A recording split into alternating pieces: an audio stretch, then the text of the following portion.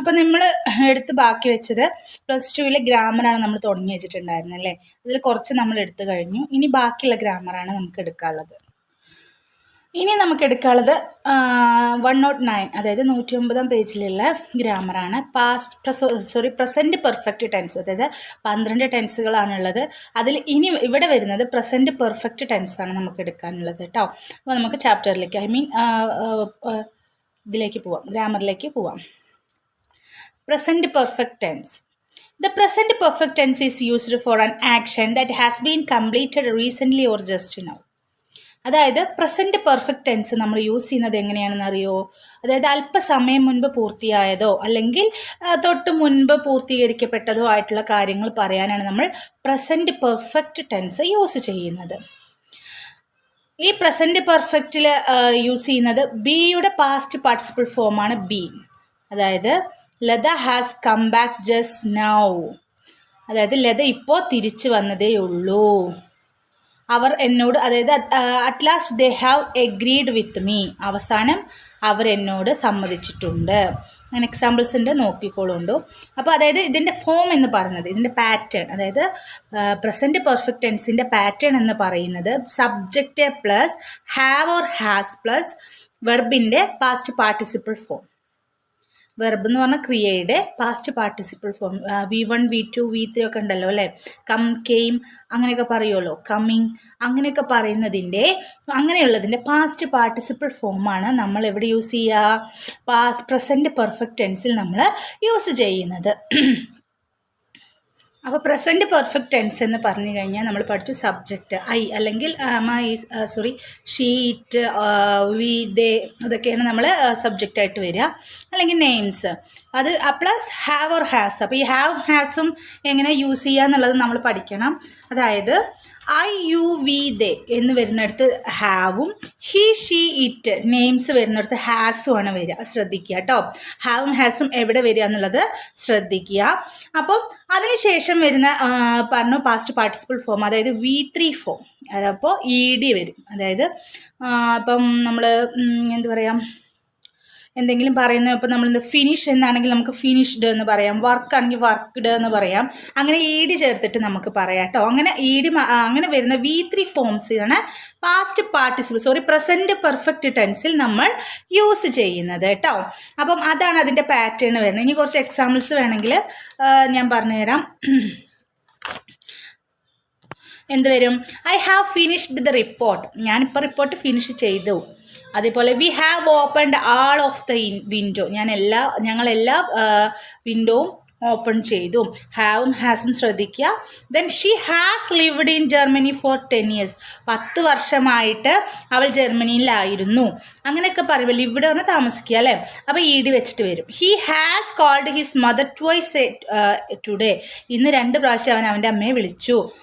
അപ്പം ഹീയും ഷീയും ഒക്കെ വരുമ്പോൾ ഹാസും, ഐ, വി, ദേ എന്നൊക്കെ വരുമ്പോൾ അയ്യോ ദേവി എന്ന് പറയുന്നത്, അയ്യു ദേവി എന്ന് വരുമ്പോൾ ഹാവുമാണ് നമുക്ക് വരുന്നത് കേട്ടോ. അത് രണ്ടും ചേഞ്ചസ് നോക്കുക. അപ്പോൾ അത് ശ്രദ്ധിക്കുക കേട്ടോ. പ്രസൻറ്റ് പെർഫെക്റ്റ് ടെൻസിൽ വരുന്നത് ഇങ്ങനെയാണ്, പാറ്റേൺ എങ്ങനെ വരിക, അതായത് ഫോം എങ്ങനെ വരിക എന്ന് നോക്കുക. അതിനനുസരിച്ച് സെൻറ്റൻസ് മേക്ക് ചെയ്യുക. ഇനി നമ്മൾക്കുള്ളത് സിമ്പിൾ പാസ്റ്റ് ടെൻസാണ്. സിമ്പിൾ പാസ്റ്റ് ടെൻസ് എന്താണെന്ന് നമുക്ക് നോക്കാം. അത് അതിൽ തന്നെയാണ് കേട്ടോ വരുന്നത്. 109 തന്നെയാണ് പ്രസൻറ്റ് പെർഫെക്റ്റ് ടെൻസും സിമ്പിൾ പാസ്റ്റ് ടെൻസും വരുന്നത്. അപ്പോൾ ഇനി നമുക്ക് സിമ്പിൾ പാസ്റ്റ് എങ്ങനെയാണെന്നുള്ളത് നോക്കാം. സിമ്പിൾ പാസ്റ്റ് കഴിഞ്ഞു പോയ കാര്യങ്ങൾ പറയാനാണ് നമ്മൾ ഏത് യൂസ് ചെയ്യുക? സിമ്പിൾ പാസ്റ്റ് യൂസ് ചെയ്യുന്നത് കേട്ടോ. സബ്ജക്റ്റ് പ്ലസ് വെർബ് ആണ് നമുക്ക് വരുന്നത്. ക്രിയയുടെ പാസ്റ്റ് ഫോം എന്നാണ് പറയുന്നത്. സബ്ജക്റ്റ് പ്ലസ് V2 ഫോം ആണ് വരുന്നത് കേട്ടോ. അതായത് കഴിഞ്ഞു പോയ കാര്യങ്ങൾക്ക് വേണ്ടി പറയുന്നത് നമ്മൾ സിമ്പിൾ പാസ്റ്റ് എന്ന് പറയുന്നത് കേട്ടോ. അപ്പോൾ നമുക്ക് നോക്കാം എങ്ങനെ വരുന്നുള്ളത്. സബ്ജക്റ്റ് പ്ലസ് വെർബ് 2, V2 ആണ് വരിക കേട്ടോ. മറ്റൊരുത്ത് V3 ആണ് വന്നത്, ഇവിടെ വരുന്നത് V2 ആണ്. അപ്പം എക്സാമ്പിൾ കൊടുത്തിട്ടുണ്ട്. I studied A poem yesterday, ഇന്നലെ ഞാനൊരു പോയം പഠിച്ചു. അപ്പം സ്റ്റഡീഡ് പഠിച്ചു എന്നുള്ളതിന് ET വെച്ചിട്ട് വരും. അപ്പം പിന്നെ വരും last day he called me, കഴിഞ്ഞ ദിവസം അവൻ എന്നെ വിളിച്ചു. Last week I went for a picnic, കഴിഞ്ഞ ആഴ്ച ഞാനൊരു പിക്നിക്കിന് പോയി. അങ്ങനെയൊക്കെ പറയുമ്പോൾ നമ്മൾ ഏത് യൂസ് ചെയ്യും? സിമ്പിൾ പാസ്റ്റാണ് യൂസ് ചെയ്യുക. പ്രസൻറ്റ് ശ്രദ്ധിക്കുക. പ്രസൻറ്റ് പെർഫെക്റ്റ് എന്ന് പറഞ്ഞു കഴിഞ്ഞാൽ ഇപ്പം അടുത്ത് പൂർത്തീകരിക്കപ്പെട്ടതായിട്ടുള്ള കാര്യങ്ങളാണ് നമുക്ക് പ്രസൻറ്റ് പെർഫെക്റ്റ് ടെൻസിൽ നമ്മൾ പറയുന്നത്. സിമ്പിൾ പാസ്റ്റ് എന്ന് പറഞ്ഞാൽ കഴിഞ്ഞു പോയ കാര്യങ്ങൾ, കുറച്ച് മുന്നേ കഴിഞ്ഞു പോയ കാര്യങ്ങൾക്കാണ് നമ്മൾ സിമ്പിൾ പാസ്റ്റ് യൂസ് ചെയ്യുക. ആ ചേഞ്ച് എന്താണെന്നുള്ളത് ഓർത്ത് വെക്കുക കേട്ടോ. അപ്പം ഇനി ഇത് ക്വസ്റ്റ്യൻ ആണ് വരുന്നതെന്നുണ്ടെങ്കിൽ എങ്ങനെ വരും? ഈ സ്റ്റഡീഡ് അല്ലെങ്കിൽ ഫിനിഷ്ഡ് എന്നൊക്കെ വന്നിട്ടുള്ള ED ഉണ്ടല്ലോ, അതിങ്ങോട്ട് മുന്നോട്ട് വരും. അപ്പോൾ എന്ത് വരും? ഡിഡ് ആവും. അപ്പം ഡിഡ് യു സ്റ്റഡി യെസ്റ്റർഡേ, ആ സ്റ്റഡിയുടെ ED മുന്നിലേക്ക് വരുമ്പോൾ did you study, did first വന്നിട്ടാണ് നമ്മൾ സിമ്പിൾ പാസ്റ്റ് ഫോമിൽ ക്വസ്റ്റ്യൻ മേക്ക് ചെയ്യുക കേട്ടോ. അത് ശ്രദ്ധിക്കുക. അതിൽ എത്ര സിമ്പിളായിട്ട് അതന്നെ കൊടുത്തിട്ടുള്ളൂ. സിമ്പിൾ പാസ്റ്റിൻ്റെ ഫോമും പ്രസൻറ്റ് പെർഫെക്റ്റിൻ്റെ ഫോമും തമ്മിൽ എന്താ വ്യത്യാസം, അതെങ്ങനെയാണ് വരുന്നത് എന്ന് മാത്രം ശ്രദ്ധിക്കുക. പ്രസൻറ്റ് പെർഫെക്റ്റ് ആകുമ്പോൾ subject plus have or has plus V3 വരും. സിമ്പിൾ പാസ്റ്റ് ആകുമ്പോൾ സബ്ജക്റ്റ് പ്ലസ് വെർബ് V2 ആണ് വരിക കേട്ടോ. അത് രണ്ടും ശ്രദ്ധിക്കുക കേട്ടോ. അപ്പോൾ ഇതാണ് 109 വരുന്ന ഗ്രാമർ. ഇനി നെക്സ്റ്റ് ഗ്രാമർ എടുക്കാം. ഇനി വരുന്ന ഗ്രാമർ 121 121 പേജിൽ ഗ്രാമർ നോൺ ഫിനിറ്റ്സ് ആണ് ഫസ്റ്റ് വരുന്ന ഗ്രാമർ കേട്ടോ. അപ്പോൾ അതെന്താണെന്ന് നോക്കാം നമുക്ക്. ഇൻഫിനിറ്റീവ് ആണ് അതിൽ ഫസ്റ്റ് വരുന്ന ഹെഡിങ്. ഇൻഫിനിറ്റീവ് എന്താന്ന് നോക്കാം. Infinitive is the basic form of verb. ഒരു വെർബിൻ്റെ ബേസിക് ഫോമാണ് ഇൻഫിനിറ്റീവ് എന്ന് പറയുന്നത്. To with simple present form of the verb make infinitive. ഈ ഇൻഫിനിറ്റീവ് നമ്മൾ എങ്ങനെ മേക്ക് ചെയ്യാം? സിമ്പിൾ പ്രസൻറ്റ് ഫോമിൻ്റെ കൂടെ ടു ആഡ് ചെയ്യുമ്പോഴാണ് നമുക്ക് ഇൻഫിനിറ്റീവ് വെർബ് ഫോമുകൾ കിട്ടുന്നത്. The form of verb that express existence or actions with reference to person, number or tense and can also function as a noun. In English, to with simple present form the verb make infinitive. Make അതായത് verb that express, അതായത് ആക്ഷനുകൾ, എന്തിന് reference പേഴ്സണിനെയോ നമ്പറോ അല്ലെങ്കിൽ ടെൻസുകളോ ഒക്കെയുള്ള ആക്ഷനുകളെ കാണിക്കാനാണ് നമ്മൾ infinitive use ചെയ്യുന്നത്. അതെവിടെ യൂസ് ചെയ്യണം? സിമ്പിൾ പ്രസൻറ്റ് ഫോമിൻ്റെ കൂടെ ടു എന്ന് വരുമ്പോഴാണ് ഇൻഫിനിറ്റീവ് ആവുന്നത്. ഇവിടുത്തെ എക്സാമ്പിൾ കൊടുത്തിട്ടുണ്ട്. I have to go now. They have to play every day. അവരെല്ലാ ദിവസവും കളിക്കാറുണ്ട്. ഐ ഹാവ് ടു ഗോ, ഞാൻ എനിക്കിപ്പോൾ പോകണം. I have to think over it, ഞാൻ അതിനെക്കുറിച്ച് ചിന്തിക്കട്ടെ. അങ്ങനെ വരുമ്പോൾ വെർബിൻ്റെ കൂടെ ടു വെച്ചിട്ട് വരുന്ന ഫോമുകളെയാണ് നമ്മൾ ഇൻഫിനിറ്റീവ് ഫോം എന്ന് പറയുന്നത് കേട്ടോ. ഇതിൽ കൂടുതലായിട്ടൊന്നും കൊടുത്തിട്ടില്ല, ജസ്റ്റ് അതെന്താണെന്ന് മാത്രമേ കൊടുത്തിട്ടുള്ളൂ. അപ്പോൾ അത് മാത്രം നോക്കുക. അതായത് ഇപ്പോൾ ചിലപ്പോൾ സെൻറ്റൻസ് തന്നിട്ട് ഇൻഫിനിറ്റീവ് ഏതാണെന്ന് ചോദിച്ചു കഴിഞ്ഞാൽ നമുക്ക് ടു വെച്ചിട്ട് വരുന്ന വെർബുകളുള്ള സെൻറ്റൻസ് ആണ് ഇൻഫിനിറ്റീവ് സെൻറ്റൻസ്, ഇൻഫിനിറ്റീവ് വരുന്നത് കേട്ടോ. അത് ശ്രദ്ധിക്കുക. ഇനി വരുന്നത് gerunds. A gerund is a noun formed from a verb which refers to an action, process or state. In English, gerunds end in ing. ഇനി gerund എന്ന് പറയുന്നത് എങ്ങനെയുള്ളതിനെയാണ്? അതൊരു നൗണാണ്. അത് നമ്മൾ വെർബിൻ്റെ കൂടെ, അതായത് ing വെച്ചിട്ട് വരുന്നില്ല. റണ്ണിങ്, വാക്കിംഗ്, ഫീഡിങ്, ഈറ്റിംഗ് അങ്ങനെയൊക്കെ വരുന്ന വാക്കുകൾ, വെർബുകളുണ്ടല്ലോ, അതിനെയാണ് gerund എന്ന് പറയുന്നത്. ശ്രദ്ധിക്കുക, ing വെച്ച് വരുന്ന വെർബുകളെയാണ് gerund എന്ന് പറയുന്നത്. അപ്പോൾ ക്വസ്റ്റ്യൻ മാർക്ക് പേപ്പറിൽ അങ്ങനെ ഉണ്ടെങ്കിൽ gerund ആണെന്ന് മനസ്സിലാക്കുക കേട്ടോ. ഇതിൽ അത്രേ കൊടുത്തിട്ടുള്ളൂ. പിന്നെ വരുന്ന എക്സസൈസുകളാണ്. ing വെച്ച് വരുന്ന വാക്കുകൾ, ഫോമുകൾ, സെൻറ്റൻസ് വരുന്നുണ്ട്. അത് വായിച്ചു നോക്കുക. ഇനി വരുന്നത് പ്രസൻറ്റ് പാർട്ടിസിപ്പിൾ. അടുത്ത ടെൻസാണ് പ്രസൻറ്റ് പാർട്ടിസിപ്പിൾ. നമ്മൾ പാസ്റ്റ് പാർട്ടിസിപ്പിൾ നമ്മൾ നോക്കി. ഇനി വരുന്നത് പ്രസൻറ്റ് പാർട്ടിസിപ്പിൾ നമ്മൾ അവിടെ നോക്കിയിട്ടുണ്ട്. അത് എക്സസൈസാണ് വന്നിട്ടുള്ളത്. അത് ശ്രദ്ധിക്കുക കേട്ടോ. എങ്ങനെ വരും എന്നുള്ളത് ശ്രദ്ധിക്കുക. അതായത് ലാസ്റ്റ് ഇതിൻ്റെ എക്സസൈസുകളാണ് എല്ലാം കൊടുത്തിട്ടുള്ളത്. അപ്പോൾ ഇൻഫിനിറ്റീവ് എന്താ നോക്കുക, ജെറണ്ട് നോക്കുക, പ്രസൻറ്റ് പാർട്ടിസിപ്പിൾ എക്സസൈസ് വരുന്നുണ്ട്. അതെങ്ങനെയാണ് ചെയ്യുക എന്നുള്ളത് നോക്കുക, മനസ്സിലാക്കുക കേട്ടോ. ഇനി വന്നിട്ടുള്ളത് പേജ് നമ്പർ 154 154 വന്നിട്ടുള്ള ഗ്രാമറാണ്. സിമ്പിൾ പ്രസൻറ്റ് ടെൻസാണ് വന്നിട്ടുള്ളത് കേട്ടോ. സിമ്പിൾ പ്രസൻറ്റ് ടെൻസിലാണ്, ടെൻസുകളിൽ വന്നിട്ടുള്ള സിമ്പിൾ പ്രസൻറ്റ് ടെൻസാണ് ഇവിടെ നമുക്ക് പഠിക്കാനുള്ളത്. സിമ്പിൾ പ്രസൻറ്റ് ടെൻസ് എന്താണെന്ന് നോക്കാം. Simple present tense is used to state an action which occurs on regular basis in present.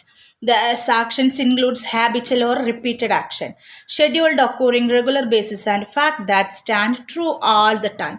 അതായത് സിമ്പിൾ പ്രസൻറ്റ് ടെൻസ് എന്ന് പറഞ്ഞു കഴിഞ്ഞാൽ റെഗുലർ ബേസിസ്, അതായത് സ്ഥിരമായി നമ്മൾ ചെയ്യുന്ന ആക്ഷൻസിനെയാണ് നമ്മൾ സിമ്പിൾ പ്രസൻറ്റ് ടെൻസ് എന്ന ആക്ഷനിലൂടെ നമ്മൾ പറയുന്നത്. അതായത് ചിലപ്പോൾ നമ്മളെ ശീലങ്ങൾ ഹാബിച്വൽ ആക്ഷൻസ് ആവാം, അല്ലെങ്കിൽ റിപ്പീറ്റഡ് നമ്മൾ ദിവസവും ചെയ്യുന്നത്. ഇപ്പോൾ നമ്മൾ ദിവസം കുളിക്കാറുണ്ട്, അതേപോലെ ഭക്ഷണം കഴിക്കാറുണ്ട്, അങ്ങനെ ദിവസവും നിർത്താതെ നമ്മൾ ദിവസവും ചെയ്യുന്ന കാര്യങ്ങളെയാണ് നമ്മൾ സിമ്പിൾ പ്രസൻറ്റ് ടെൻസിൽ പറയുക കേട്ടോ.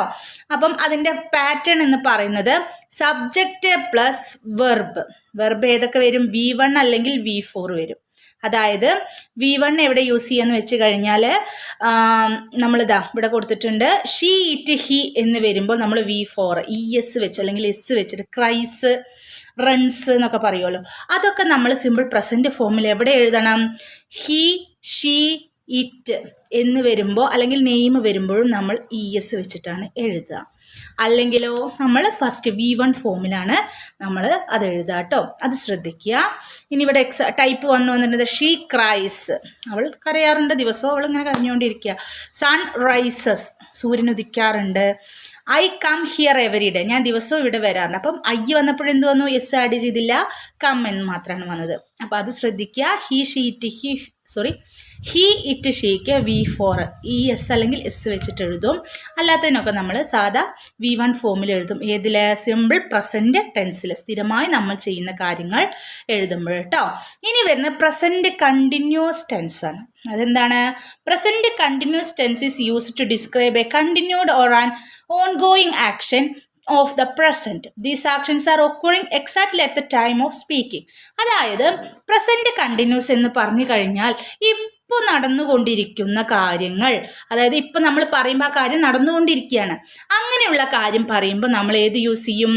പ്രസൻറ്റ് കണ്ടിന്യൂസ്, അതായത് ഇപ്പോൾ നടന്നുകൊണ്ടിരിക്കുന്ന കാര്യങ്ങൾ പ്രസൻറ്റ് കണ്ടിന്യൂസ് ടെൻസ് എന്ന് നമ്മൾ പറയും.